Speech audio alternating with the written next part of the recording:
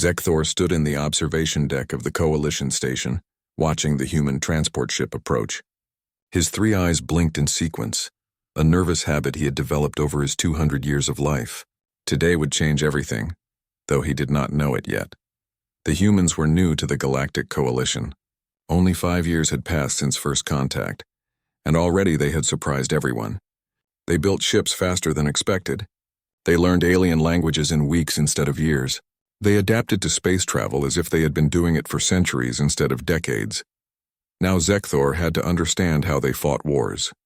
His species, the Vexani, had studied warfare for 12,000 years. They had turned combat into a pure science. Every battle was mathematics. Calculate the numbers, measure the weapons, predict the outcome. War was logical, orderly, and above all, predictable. The human ship docked with a soft thump. Zekthor straightened his posture and walked to the airlock. His superior had chosen him for this assignment from 3 billion applicants. He would not fail. The airlock door opened. A human male stepped through wearing a dark blue uniform. He was tall, with short brown hair and alert eyes that seemed to see everything at once. He smiled and extended his hand. "You must be Zekthor. I'm Commander Jake Morrison. Good to meet you." Zekthor had studied human greetings. He reached out and clasped the human's hand, moving it up and down as the protocols indicated. The human's grip was firm but not aggressive. "Interesting. I am honored, Commander Morrison. I have prepared extensive files for our work together." Jake laughed, a sound that seemed to come from deep in his chest. "Call me Jake. And I'm sure your files are great, but human warfare doesn't always fit into files." They walked together through the station corridors. Zekthor had arranged a workspace with multiple screens and analysis terminals.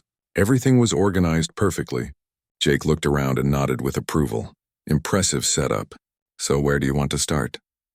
"I have reviewed the basic information about human military structure," Zekthor said. "But I need to understand your tactical thinking. I have selected several battle reports to analyze. The first is from your colony ship, the Pioneer's Dream." Jake's expression changed. It became more serious. "That was a rough one. What do you want to know?" Zekthor pulled up the report on the main screen. Numbers and diagrams filled the display. Your ship was damaged and surrounded by 6 raider vessels. You had minimal weapons and no chance of escape. According to all military calculations, surrender was the only logical option. "But we didn't surrender," Jake said quietly. "No." Captain Lisa Grant accelerated directly toward the largest enemy ship. "This makes no sense. Ramming attacks require specific speed and angle calculations. Your ship was too damaged to achieve lethal velocity." Jake smiled again, but this time it was different. Pride, maybe. Lisa wasn't planning to ram them. She was making them think she would. At the last second, she vented all the cargo bay atmosphere in one massive burst. The explosive decompression pushed the raider ship off course and bought us time. A coalition patrol arrived 15 minutes later. Zekthor felt his cranial tendrils twitch with confusion. This was his body's involuntary response to processing impossible information. But the probability of survival was less than 15%. Why not surrender and wait for a better opportunity? Because surrender meant the raiders would take our people as slaves. Lisa decided 15% was better than 0. She chose to fight. Even though mathematics said she would fail, "Mathematics doesn't account for everything," Jake said. "Sometimes you have to go with your gut." Zekthor did not understand this phrase. Humans had strange sayings that seemed to involve internal organs making decisions. He made a note to research this later. They reviewed more battles over the next several days. Each one confused Zekthor more than the last. In the Battle of Kepler Station, a human commander named Chris Palmer had divided his small force into 7 groups and attacked from all directions at once. The enemy, expecting rational behavior, had concentrated their defenses in one location. They panicked when attacked from everywhere and retreated. But dividing your forces when outnumbered violates basic tactical principles, Zekthor protested. "Sure, if your enemy expects you to follow basic tactical principles," Jake replied. Chris knew they would expect him to defend, so he attacked instead. Surprise is a weapon too. Another battle report showed human soldiers running toward enemy fire instead of seeking cover. They called it charging. They deliberately moved into more dangerous positions to get closer to their opponents. "This is suicide," Zekthor stated flatly. "Sometimes," Jake admitted. "But sometimes closing the distance quickly is the only way to survive." If you stay at range against superior firepower, you die slowly. If you charge, you might die quickly or you might win. Humans prefer taking action over waiting for death.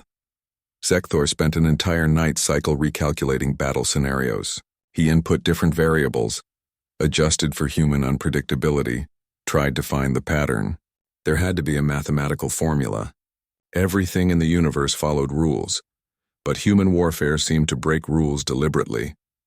The next morning, he contacted his superior, Cresval.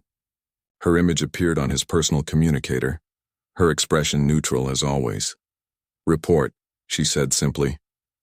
"I believe there may be an error in the data provided by the humans. Their tactical decisions consistently violate the fundamental principles of warfare." "Explain." Zekthor described the battles he had studied. He showed her the calculations. He demonstrated how each human decision should have led to defeat, and how victory had occurred anyway. Cresval was silent for a long moment. "Yet they won these engagements?" "Yes."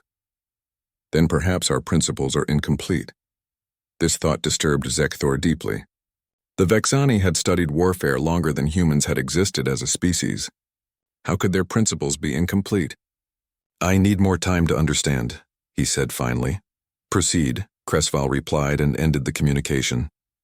Jake found him later that day, staring at a screen filled with tactical diagrams. The human sat down beside him and looked at the display. "You're trying to find the logic," Jake said. "It was not a question. There must be logic. War is mathematics. Superior numbers, superior position, superior weapons. These factors determine victory. Usually, yes. But humans have this habit of ignoring usually. We don't like being told what's impossible." Jake pulled up a file from Earth's ancient history. "Let me show you something. Thousands of years ago, there was a battle at a place called Thermopylae. 300 soldiers held a narrow pass against an army of over 100,000. That is impossible. It happened. They used the terrain, psychology, and sheer stubbornness. Eventually, they were defeated, but they held long enough for their allies to prepare. The few stopped the many because they refused to accept that they should lose." Zekthor's secondary brain began to ache. This was a sensation he had not experienced since his youth. "This is not warfare. This is insanity," Jake laughed. "Maybe, but it's our insanity. And somehow it works." Over the following weeks, Zekthor interviewed more human military personnel. Each one told similar stories. Impossible victories. Tactics that should have failed. Decisions that made no mathematical sense but somehow led to success. He met Amy Richards, a tactical officer who specialized in asymmetric warfare. She explained how small groups could defeat larger forces through unpredictability and speed. "We don't fight fair," Amy said cheerfully. "Fair fights are for sports. In war, we fight to win, period." Then there was Colonel Ben Harris, who had defended a mining colony against a pirate fleet. His ships were old, his crew inexperienced, but he had used the asteroid field around the colony as both a weapon and a shield. When his weapons failed, he had manually piloted his damaged ship into an enemy formation. "You used your vessel as a kinetic projectile while still inside it," Zekthor said, his voice flat with disbelief. Ben shrugged. "Only when I had to. Got picked up by a rescue shuttle before impact. Lost a leg, but we saved the colony. You sacrificed your own body to achieve victory? I risked my body. There's a difference. And yeah, I'd do it again." Every human told similar stories. They spoke of impossible odds, desperate choices, and victories that defied calculation. They described warfare not as a science, but as something fluid, creative, and deeply personal. Zekthor returned to his quarters each night with his 3 brains exhausted from processing contradictory information. The humans were effective warriors. That was undeniable. But their methods violated everything he understood about combat. There had to be an underlying principle. Some hidden pattern that would make sense of the chaos. He just had to find it. As he prepared for sleep, Zekthor looked at the data one more time. Numbers, reports, and battle diagrams filled his screens. Somewhere in all this information was the answer. He simply had no idea how alien that answer would be. The confusion only grew worse as Zekthor dove deeper into human military history. Every new case study seemed to contradict the previous one. There was no consistency, no pattern he could recognize. It was like trying to predict the path of water flowing down a mountain. Each drop went in a different direction.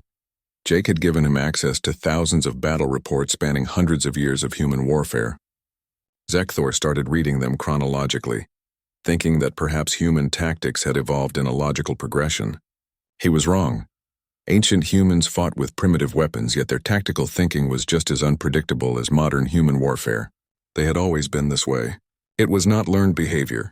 It was something fundamental to their species. One report particularly troubled him. During an Earth war centuries ago, a small group of human soldiers had been trapped in a building surrounded by enemy forces. They had no heavy weapons, limited ammunition, and no hope of reinforcement. The logical action was to surrender. Instead, they had made noise. Lots of noise. They fired weapons from different windows, shouted commands to imaginary units, and played recorded sounds of vehicles that did not exist. The enemy, believing they faced a much larger force, had waited for reinforcements before attacking. By the time those reinforcements arrived, actual rescue forces had reached the trapped soldiers. They had won by pretending to be stronger than they were. They had turned deception into a weapon. But what if the enemy had not believed the deception? Zekthor asked Jake during their daily review session. Then the soldiers would have fought anyway and probably died, Jake replied. But they tried something creative first.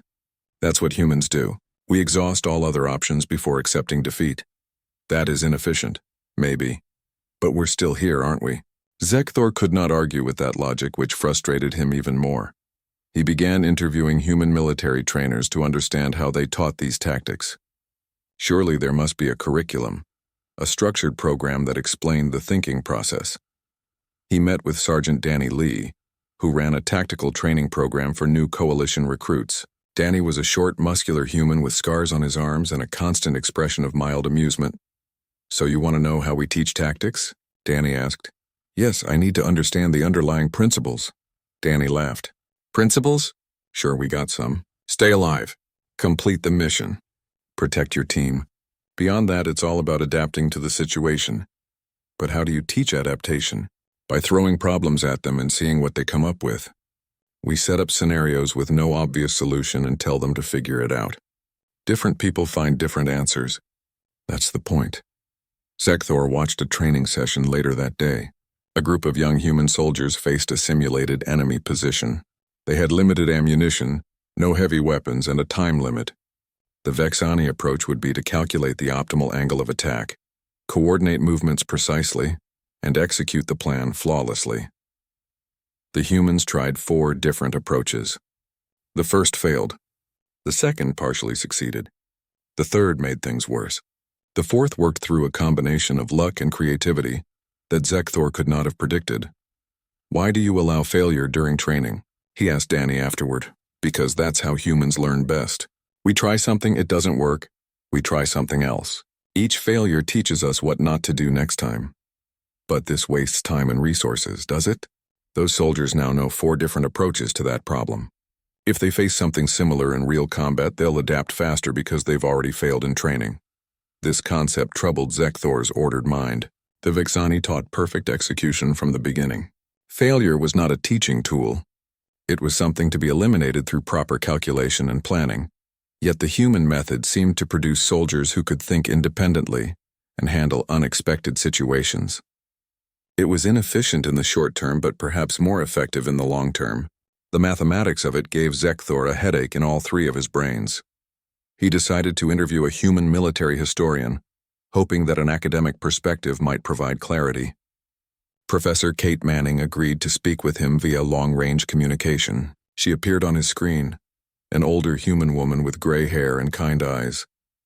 "I understand you're having trouble understanding human warfare," she said with a gentle smile. "That is an understatement, Professor," Kate laughed. "Let me ask you something. What do you know about human evolution?" "Very little. I am a military analyst, not a biologist." "Well, it matters for understanding how we fight. Humans evolved as both predators and prey. We hunted, but we were also hunted. Our ancestors survived by being adaptable, creative, and stubborn." She pulled up images of ancient Earth, showing various dangerous animals. "Our ancestors didn't have claws, fangs, armor, or venom. We were relatively weak compared to other predators, so we survived by being smart and persistent. We would chase prey for hours, even days, until it collapsed from exhaustion. We call it persistence hunting. You won by refusing to stop? Exactly. And we applied that same thinking to everything else, including warfare. We don't give up easily. We adapt, we try new things, we keep pushing until we find a way to win. Zekthor absorbed this information. So human warfare tactics are based on evolutionary survival instincts? Partly, yes, but there's more to it. Humans also have strong emotions that influence our decisions. Fear, anger, loyalty, pride. These aren't logical, but they're powerful motivators. Emotions lead to poor decisions. Kate shook her head. Not always. Sometimes emotions push us to do things that logic says are impossible. A mother protecting her child will fight opponents she has no chance of defeating. A soldier will risk death to save a teammate. These decisions might not be mathematically optimal, but they create bonds and motivations that make human units stronger. She showed him more historical examples. In one ancient war, a vastly outnumbered human army had defeated a much larger force because they were fighting to protect their homes. The defenders had fought with desperate creativity and absolute refusal to surrender. The attackers, fighting for conquest rather than survival, had eventually withdrawn. The side with more emotional investment fought harder, Kate explained. Logic said they should lose. Emotion said they couldn't afford to lose. Emotion won. This conversation stayed with Zekthor for days. He had always viewed emotions as interference in rational decision-making. But humans seem to weaponize their emotions, using them as fuel for their unpredictable tactics. He brought his findings to Jake. I am beginning to understand that human warfare incorporates non-logical elements, but I still cannot predict what a human commander will do in a given situation. That's because different humans will do different things, Jake replied. We don't have one correct answer for every situation. We have multiple possible answers, and we choose based on personality, experience, intuition, and the specific circumstances. That is chaos. Controlled chaos. Jake corrected. We're not just randomly doing things. We're making calculated decisions, but we're including variables that you wouldn't consider. Things like morale, psychological impact on the enemy, and potential for creative solutions. Jake pulled up another battle report. Look at this engagement. Human forces were retreating from a superior enemy. Standard tactics would be to withdraw in good order, maintaining defensive formations. But the commander, Lieutenant Sam Cooper, did something weird. What did he do? He split his force. Half continued the retreat as expected. The other half circled around and hit the enemy supply lines. The enemy had to choose between pursuing the retreating force or protecting their supplies. They chose supplies. Both human groups escaped. But if the enemy had ignored their supply lines and continued pursuit, both human groups would have been destroyed. Yes. Sam took a calculated risk based on his assessment of enemy priorities. He read the situation, made a guess about how they would react, and it worked. That's not chaos. That's informed improvisation. Zekthor spent another sleepless night analyzing this concept of informed improvisation. It was not random. It was not pure logic. It existed somewhere in between, incorporating both calculation and intuition. His people had eliminated intuition from warfare thousands of years ago. They had deemed it unreliable and inefficient. But humans had kept it and somehow made it effective. He wrote in his personal log, "Human warfare cannot be understood through pure mathematics because humans do not fight through pure mathematics. They fight through a combination of logic, emotion, creativity, and adaptation. This makes them unpredictable to enemies who rely solely on calculation." The question remains, is this a strength or a weakness? The answer came sooner than he expected, and in a way he could never have predicted. But that would require him to actually see human warfare in action, not just study it from reports and interviews. Tomorrow, Jake had arranged for him to visit a coalition training facility where humans were conducting live exercises. Zekthor prepared himself mentally for more confusion. He had no idea how much his understanding would be challenged by what he would see. The coalition training facility orbited a lifeless moon, far from any inhabited systems. It was massive, containing simulation environments for every type of combat scenario imaginable. Zekthor arrived with Jake on a transport shuttle, his curiosity mixed with growing apprehension. He had studied human warfare for 3 months now. He had read thousands of reports, interviewed dozens of personnel, and analyzed countless tactical decisions. But he had never actually watched humans fight. even in training. Today that would change. The facility commander, a Thoraxian named Groktar, met them at the docking bay. The Thoraxians were large, powerful beings with thick armor-like skin. They made excellent heavy infantry. "Welcome, Analyst Zekthor, Commander Morrison," Groktar rumbled in his deep voice. "We have prepared observation positions for today's exercises. Multiple species will be participating." "Excellent," Jake said. "This should be educational." They walked through the facility to an observation center overlooking a large training arena. The arena had been configured to simulate an urban combat environment, with buildings, streets, and various defensive positions. "The scenario is simple," Groktar explained. "Each squad must defend a designated position against overwhelming attacking force. They have limited ammunition and no reinforcements. We measure how long they can hold." Zekthor watched as the first squad entered the arena. They were Vexani, his own species. He felt a surge of pride watching them move into position. They were precise, organized, and methodical. Each soldier took an optimal defensive position. Their fields of fire overlapped perfectly. Their ammunition was distributed based on calculated consumption rates. The simulated enemy attacked. The Vexani squad held their position with disciplined fire. They communicated in efficient, abbreviated phrases. Every shot was calculated. Every movement was deliberate. They lasted 8 minutes before being overrun. "Acceptable performance," Groktar noted. They followed optimal defensive doctrine. Next came a Thoraxian heavy infantry squad. They were different from the Vexani but equally disciplined. They formed shield walls, used their natural armor effectively, and created overlapping zones of protection. Their strength allowed them to hold positions that other species could not. They lasted 11 minutes. Then came the human squad. Immediately, Zekthor noticed differences. They were talking to each other constantly, not just giving necessary orders but making comments, jokes, and observations. Their formation was loose, almost casual. They seemed less organized than the previous squads. The squad leader was a sergeant named Rick Chen. He had dark hair, quick eyes, and a confident manner that seemed to inspire his team. Jake had told Zekthor that Rick was one of their best tactical trainers. "All right, people," Rick said over the communication channel. "Standard impossible scenario. We're supposed to die gloriously. Let's disappoint them." The other soldiers laughed. They laughed. Facing a training scenario designed to simulate certain death, they laughed. The simulation began. The enemy forces appeared, advancing toward the human position. Rick watched them for maybe 10 seconds, then made a decision that shocked Zekthor. Abandon the position. Now. The human soldiers immediately grabbed their essential equipment and moved out, leaving the designated defensive position empty. They scattered into the surrounding buildings, moving quickly and quietly. "What is he doing?" Zekthor asked Jake. "Watch." Rick had split his squad into 3 groups. They positioned themselves in buildings around the original defensive position. Then they set traps, simple devices using their limited explosives and some creative engineering. When the simulated enemy reached the abandoned position, they found it empty. Confused, they began to secure the area. That was when the traps activated. The enemy force took casualties and fell into chaos. Then the human soldiers attacked from 3 different directions, using the confusion to their advantage. They hit hard, caused more chaos, then retreated before the enemy could organize a response. They repeated this pattern multiple times, appearing from unexpected angles, striking and vanishing. The simulation ended after 43 minutes. The enemy forces had taken so many casualties that the computer declared a draw.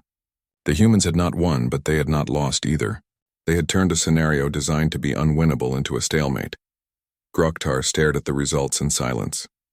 Finally, he spoke. They failed the objective. They were ordered to defend the designated position. Did they, though? Jake asked with a smile. After the simulation, Zekthor went to speak with Rick. The sergeant was reviewing the exercise with his squad, discussing what had worked and what could be improved. "Sergeant Chen, may I ask you some questions?" "Sure thing." "Call me Rick. You abandoned your defensive position immediately. You failed to follow the stated objective," Rick shrugged. "The objective was to stop the enemy advance. Defending that specific building was just one way to do it. I found a better way. But your orders were clear. My orders were to defend against an overwhelming force with limited resources. I interpreted that as stop them however you can. The building wasn't important. Stopping them was important, Jake stepped in. We train our people to understand the intent behind orders, not just the literal wording. Sometimes the situation on the ground is different from what the commanding officer expected. We trust our soldiers to adapt. But what if your adaptation fails? What if the commander specifically needed that position held for strategic reasons you don't understand? Rick considered this seriously. Then I'd face consequences for disobeying orders. But I'd rather take that risk than watch my people die following orders that don't make sense in the moment. A good officer will understand the difference between creative thinking and insubordination. This concept troubled Zekthor deeply. In Vexani military structure, orders were absolute. Deviation was grounds for severe punishment. Success through disobedience was a logical impossibility. If the commander had wanted a different action, they would have ordered it. But humans operated on the assumption that the individual soldier might see something the commander did not. That chaos on the ground level could produce better outcomes than perfect order from above. Over the next several days, Zekthor watched more exercises. He saw human squads fail spectacularly when their creative approaches backfired. He also saw them succeed in scenarios that should have been impossible. The ratio seemed to be about 3 successes for every failure, which was actually quite good considering the difficulty of the scenarios. What struck him most was how humans learned from failures. When a Vexani squad failed, they analyzed what calculation had been wrong and corrected it. When a human squad failed, they discussed what they had tried, why it had not worked, and what they might try differently next time. They treated failure as information rather than error. He interviewed more human soldiers. There was Private Jenny Walsh, who had single-handedly held a corridor against simulated enemies by using a combination of deception, traps, and aggressive movement that kept the enemy uncertain of her position. "How did you develop these tactics?" Zekthor asked her. "Mostly by trying stuff and seeing what worked," Jenny replied. "Every situation is different. You have to read it and adapt. But without training in specific techniques, how do you know what to try? Instinct, I guess. And remembering what worked before in similar situations. Plus, we're encouraged to think creatively. My instructors always said that if the enemy knows what you're going to do, you've already lost." There was Corporal Marcus Brown, who specialized in urban combat. He explained how humans used buildings not just as cover but as weapons, collapsing structures on enemies or using them to channel enemy movement into kill zones. "We fight dirty," Marcus said cheerfully. "Clean fights are for people who can afford them. We fight to win, and we'll use any advantage we can find." Zekthor noted a common theme in all these interviews. Humans did not see warfare as a sport with rules. They saw it as survival. This meant they were willing to use any tactic, any strategy, any method that might work. There were ethical boundaries they would not cross, but within those boundaries, everything was permitted. This was fundamentally different from how other coalition species approached combat. The Vexani had rules derived from mathematical optimization. The Thoraxians had honor codes based on their warrior culture. The Sesrathi had traditional hunting methods refined over millennia. Humans had guidelines and ethics, but their primary rule seemed to be win while staying true to your values. Everything else was negotiable. On his last day at the facility, Zekthor watched a particularly interesting exercise. A mixed squad of humans and Vexani soldiers faced a complex scenario, requiring coordination between different tactical styles. The Vexani soldiers were frustrated at first by the humans' lack of rigid structure. The humans were confused by the Vexani insistence on predetermined responses, but gradually they found a balance. The Vexani provided stable, reliable defensive positions. The humans provided flexible, adaptive offensive actions. Together, they completed the scenario faster than any previous mixed squad. "That," Jake said, watching with satisfaction, "is why we're all here. Different species, different tactics, but working together." Zekthor understood the point. Humans did not need to abandon their... Zekthor's report was due in 2 weeks. He had compiled vast amounts of data, conducted extensive interviews, and observed numerous training exercises. Yet he still could not write a conclusion that made sense. Every time he thought he understood human warfare, a new piece of information contradicted his theory. He was in his quarters, surrounded by screens displaying tactical analyses. When the alarm sounded, the station's emergency system activated with a harsh wailing tone. Red lights flashed in the corridors. Zekthor's communication device buzzed urgently. He activated it to see Jake's face. "Get to the command center now. We have a situation." Zekthor ran. His 3 legs moved faster than they had in years. When he reached the command center, he found it filled with activity. Officers from multiple species worked at various stations. The main display showed a star map with a flashing red indicator. "What is happening?" Zekthor asked. A Vexani officer turned to him. "Distress signal from Coalition Science Station Kepler-7. They report attack by unknown hostiles. 3 ships. They are attempting to board the station." "How far away?" 6 hours at maximum speed." "Several ships are in range. The closest is a human vessel that was docked here for resupply." Zekthor felt something cold in his primary stomach. Real combat. Not training. Not historical records. Actual warfare happening now. Jake was already moving toward the docking bay. "The Liberty's call is ready to launch. Captain Wells has volunteered to respond." "I will come with you," Zekthor heard himself say. Jake paused and looked at him seriously. "This isn't an observation exercise. This is real. People might die, I understand, but I need to see how you actually fight. Not simulations, reality." After a moment, Jake nodded. "Okay, but stay out of the way and follow all orders immediately." They ran to the docking bay. The Liberty's call was a medium-sized human vessel, built for speed and maneuverability rather than heavy combat. Zekthor had studied its specifications. It was outgunned by most military ships but could outrun almost anything. Captain Emma Wells met them at the airlock. She was a tall human woman with short blonde hair and sharp blue eyes. Her expression was calm but intense. "Commander Morrison." "Analyst Zekthor.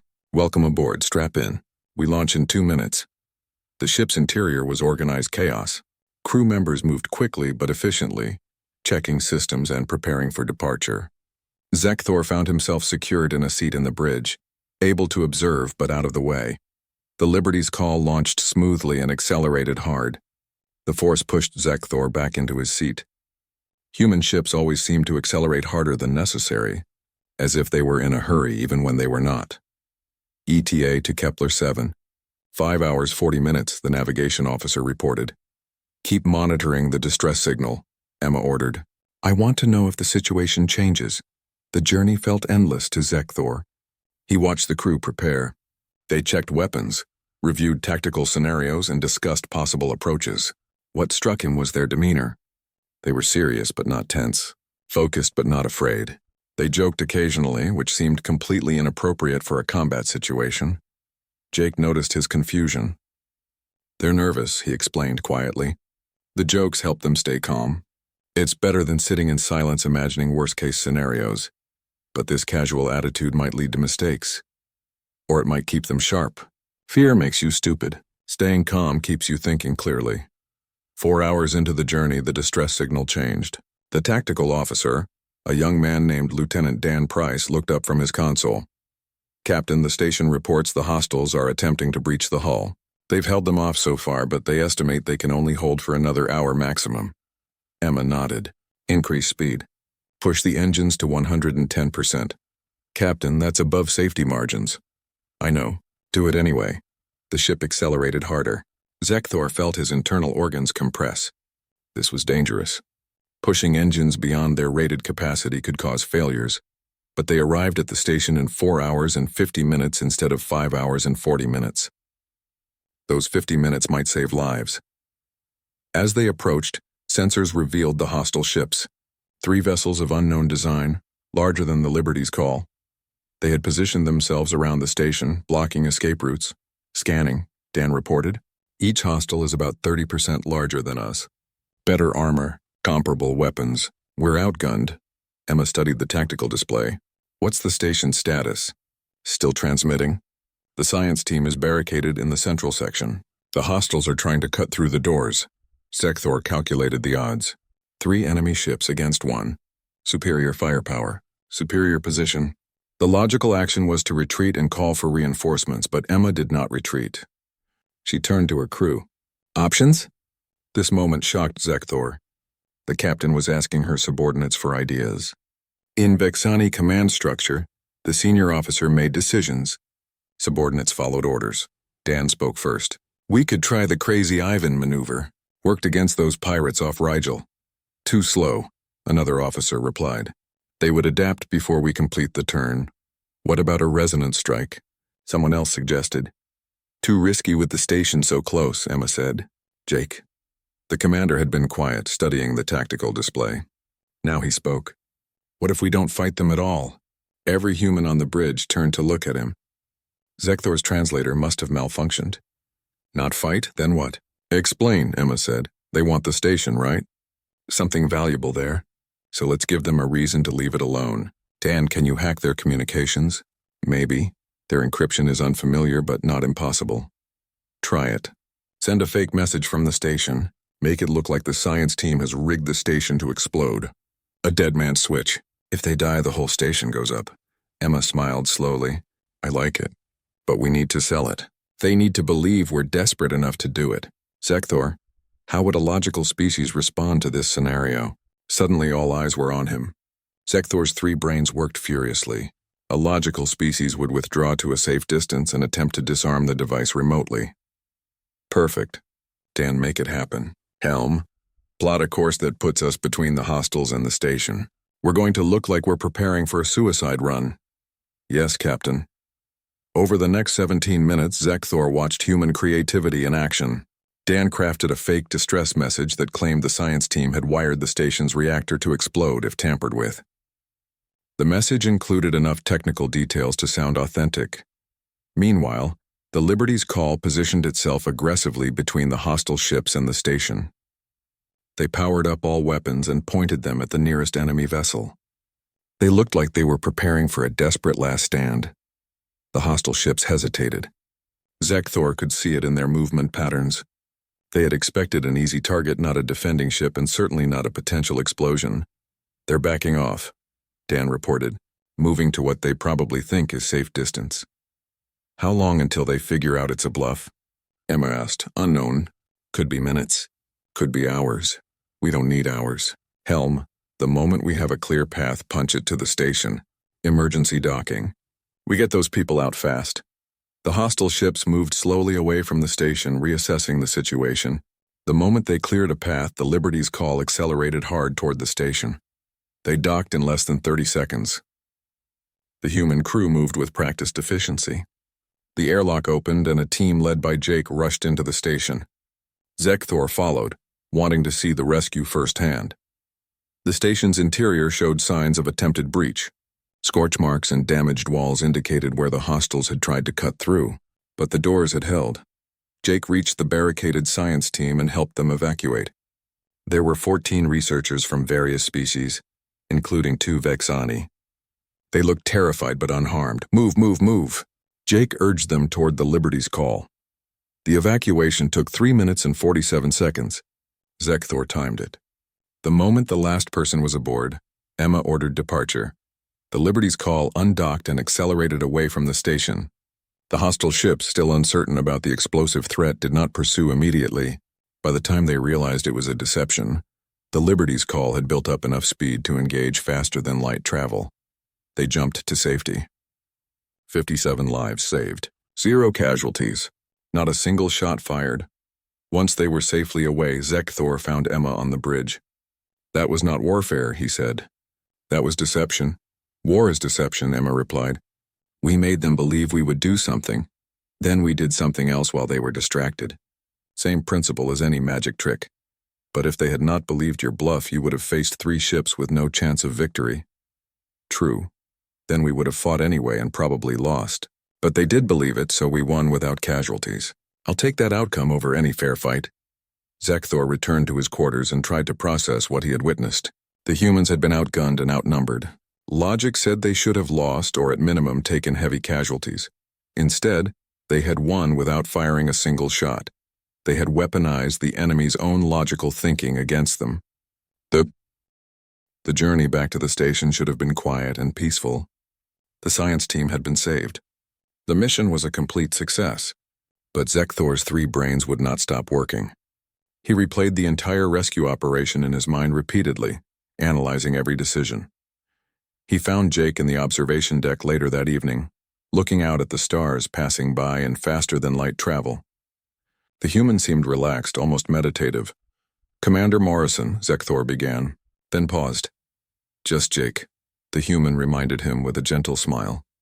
Jake, I have a question that my analytical framework cannot process. Go ahead. Why do humans fight the way you do? You have intelligent minds. You could calculate odds, follow optimal strategies, yet you consistently choose methods that appear suboptimal or even suicidal. There must be an underlying principle I am missing. Jake was quiet for a long moment. He seemed to be choosing his words carefully. You know what the real difference is between humans and most other species? Please explain. We spent our entire evolutionary history as both hunter and hunted. We were predators trying to catch food and prey trying not to become food. That shaped how we think about everything, including warfare. But many species evolved from predators. True. But Earth was uniquely chaotic. Earthquakes, volcanoes, ice ages, meteor impacts, unpredictable climate. Humans learned to adapt or die. We couldn't rely on stable conditions or predictable threats, so we developed flexibility as our primary survival trait. Flexibility is not a military strategy, isn't it? Look, Zekthor, your people developed on a stable world with predictable threats. You could plan, calculate, optimize. You had the luxury of being logical. But Earth was chaos. Humans learned to thrive in chaos because we had no other choice. Zekthor's cranial tendrils twitched as he processed this. So human warfare tactics are simply randomness. No, not randomness. Controlled chaos. We're not just doing random things and hoping they work. We're making the enemy uncertain about what we might do next. We fight on multiple levels at once. Multiple levels? Jake turned away from the window to face Zekthor directly. Physical, psychological, creative. We don't just try to destroy the enemy. We try to make them destroy themselves through bad decisions based on fear, confusion, or false assumptions. Something clicked in Zekthor's understanding. You wage warfare against the enemy's decision-making process itself. Now you're getting it, Jake said with approval. We don't need to be stronger. We need to make them think we might be stronger, or crazier, or more desperate. We need them to hesitate, to make mistakes, to waste resources defending against threats that don't exist. Like today, the explosive threat was fiction. Right, but it was believable fiction. We gave them a problem they had to solve rationally. And while they were being rational, we were being unpredictable. We rescued everyone and left before they figured it out. Zekthor spent the rest of the journey processing this revelation. Back at the station, he immediately began reorganizing all his data through this new lens. Human warfare was not chaotic. It was designed to create chaos in the enemy's mind. He worked through the night cycle and into the next day. Finally, he had enough to begin his formal report. His superior, Cresseval, deserved a preliminary update. Her face appeared on his communicator, expression neutral as always. Report. I believe I have identified the fundamental principle of human warfare, Zekthor began. It is not mathematical optimization. It is psychological manipulation combined with adaptive creativity. Elaborate. Humans have weaponized unpredictability. They do not seek the mathematically optimal solution. They seek solutions that will confuse and destabilize enemy decision-making. They turn their enemy's logical thinking against them. Cresseval was silent for several seconds. Provide examples. Zekthor described multiple engagements, including the recent rescue operation. He explained how human tactics consistently violated optimal military doctrine, yet achieved superior results because they operated on different principles. They have made warfare afraid of them. He concluded, any enemy engaging humans cannot predict what humans will do. This uncertainty becomes a weapon as powerful as any physical armament. And you recommend? Full integration of human forces into coalition military structure, with complete autonomy over tactical decisions. Their methods cannot be taught to other species. They arise from human psychology and evolutionary history, but they are effective. Remarkably so. Acknowledged. Complete your formal report. The council will review it. After the communication ended, Zekthor continued writing. His report grew to encompass everything he had learned. The mathematical analyses, the interviews, the observations, and finally, his own understanding of the underlying principle. His conclusion surprised even himself. He wrote, human warfare is effective not despite being illogical, but because it is unpredictably logical. Humans do not abandon logic. They expand it to include variables other species ignore, such as emotion, creativity, and psychological impact. The result is a form of warfare that cannot be countered through conventional calculation because it operates on multiple dimensions simultaneously. He added a section on the philosophical implications. War, he argued, was not purely a mathematical exercise. It was a contest between thinking beings, and therefore psychology mattered as much as physics. Humans understood this instinctively. Other species had to learn it consciously. The final section of his report carried the highest security classification. He wrote, "Recommendation for Coalition Defense Strategy. Any hostile species encountering coalition forces will now face an enemy that includes humans. This means they will face opponents who refuse to be predicted, who adapt faster than strategic planning can counter, and who will turn any apparent advantage into a psychological trap. Human presence in coalition military makes conventional warfare calculations obsolete. Enemies cannot win through superior numbers or firepower alone. They must now account for unlimited creative responses and psychological warfare. This represents a fundamental shift in galactic military balance." 3 weeks later, he received Creswell's response. It was surprisingly brief. "Your analysis is accepted. One question. Has exposure to human thinking affected your own decision-making processes?" Zekthor considered the question carefully. In the past, he would have calculated the optimal response. Now he simply wrote what felt true. "Yes, and I consider this an improvement." The reply shocked him even as he sent it. Feeling instead of calculating, intuition instead of analysis. He was thinking like a human. Should this concern him? He analyzed the question and realized that concern itself was an emotional response. The old Zekthor would have been troubled by this. The current Zekthor found it interesting. A week later, he received an official communication from Coalition Command. They offered him a permanent position as liaison to human military forces. The assignment would last indefinitely. He would continue studying human tactics and serving as an interpreter between human and non-human military units. He accepted immediately, without calculating the career implications or long-term effects. It simply felt right. Jake congratulated him when they met for their regular review session. "Welcome to the team. Fair warning, working with humans long-term will change how you think about everything." "It already has," Zekthor admitted. "I find myself making decisions based on intuition rather than calculation. This should disturb me." "It does not. That's because you're learning there's more than one way to be intelligent. Logic is great, but sometimes a gut feeling based on subconscious pattern recognition works just as well. My people would call that primitive thinking. Maybe. But primitives survive to become civilized. The overly civilized sometimes forget the survival skills that got them there." Months passed. Zekthor settled into his new role. He advised coalition commanders on human capabilities. He explained human tactics to confused alien officers. He helped integrate human units into mixed species operations. He also continued learning. Every day brought new examples of human creative thinking. He stopped trying to predict human actions and instead learned to appreciate the variety of solutions humans could generate for any problem. One day, a young Vexani military cadet asked to interview him for an academy project. The cadet wanted to know what Zekthor had learned from studying humans. Zekthor thought about the question seriously before answering. "I learned that the universe is more complex than equations can capture. I learned that flexibility is as important as strength. I learned that making your enemy uncertain is sometimes better than making them dead. But most importantly, I learned that there are multiple forms of intelligence and the one that adapts fastest often wins." "But humans seem so chaotic," the cadet protested. "How can chaos defeat order? It is not chaos. It is order operating on principles we did not previously recognize. Humans have order. It simply exists at a different level than we are accustomed to seeing." The cadet looked confused, which Zekthor understood.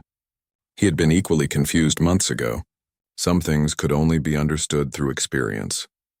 After the interview, Zekthor returned to his quarters and reviewed his personal logs from the beginning of his assignment. The early entries were filled with frustration and confusion. The recent entries showed understanding mixed with appreciation. He had been sent to analyze human warfare and determine if it posed a